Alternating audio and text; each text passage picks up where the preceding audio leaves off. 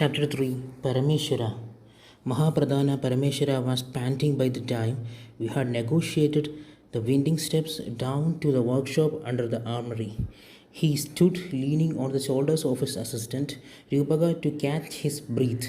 An acrid metallic smell hung in the air, though it was early morning and the dew had not yet evaporated from the leaves outside. Inside the cellar, it was not hot and dry. Fire from the blazing furnaces and the din of hammer striking anvil made it appear like hell. I would have handled this, Swami, Rupaga said to the old man. Parameshwara wiped the sweat from his forehead with the tail of his turban and smiled. I know you would have, son, but there are certain duties that cannot be left to the assistants, however smart they may be. As the two stepped into the chamber, the din died away and the blacksmith scrambled up to bow to the Prime Minister of Mahishmati. A wizened old man came forward to bow low to the Mahapradhana. How is the job going, Thamaka? Parameshwara asked the head blacksmith. He then bent down to scoop a handful of pebbles from a casket on the floor. When he turned them over in his hand, the dull stones caught the light from the fire and sparkled in iridescent blue. We are running short of Gaurikantha. The sword will turn brittle if we do not use Gauri Dhuli and the stones to make them are running low. Thamaka said uneasily, shifting his weight from one leg to the other. Parameshwara dropped the stones back into the casket. What did Senapati Hiranya say? Rubaga asked, reading his superior thoughts. He was not pleased. He wanted us to hurry, but we are short of. The head blacksmith hesitated. Gaurikantha stones, yes, I know. Wait till Mahamagam, the Mahapradhana said while scooping up some of the lustrous powder in his palm and feeling it with his fingers. No, it is not only the stones we are short of. Tamaka did not complete this sentence. All 21 of you are comfortable, the Mahapradhana asked, peering into the head blacksmith's eyes. Fire crackled in the furnace behind them.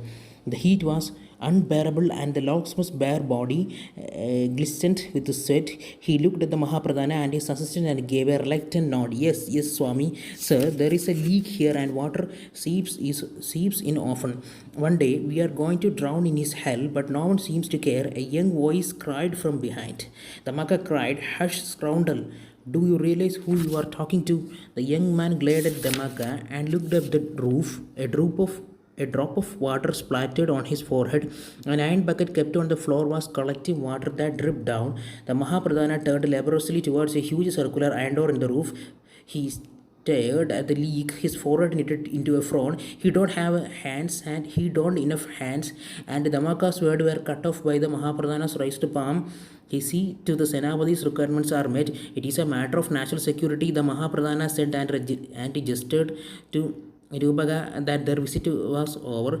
He started climbing up the stairs. Sir, how about the leak? The young blacksmith cried. Parameshwara did not reply. As he walked away, he heard hammer striking metal with full force. The young man was talking about his anger and frustration on his work. Soon sounds of two score hammers hitting metal added to the din. As he was climbing up towards the streaming light of the top of the stairs, he whispered to Rubaga, tell them to seal the leak before they resume work. We do not want 3 years' work washed away in the river. Rubaga nodded. Sir, can I ask something? He hurriedly said before the Prime Minister could stop him. When speaking to Dhamaka, you mentioned 21 men, but I counted only 20. The Mahapradhana looked up, took a deep breath, drinking in the fresh air of the garden. It was a beautiful day. Sir, Rubaka, that precisely is my worry too. One of the men is missing. Where could someone working on such an important task vanish? Swami, this is catastrophe. I hope no stones have gone missing. Rubaga said in a horrified voice. 6 are missing, the best quality of them. Parameshwara said quietly. But how? This place was the highest level of security. Rubaga cried. He used the escape hatch in the roof, but the opens into the bottom of the river, sir, and it can be opened only if keys are used simultaneously from outside and inside. After all, it was meant to flood the workshop or to destroy unlikely event of the enemy talking over Mahishmati. It is used to open to the bottom of the river when the place was built 300 years ago. Rupaga. The river has changed its course. Now this place gets flooded only when there is high tide. It's clear that someone opened the door from outside for him, and he had keys made to open the door from the inside.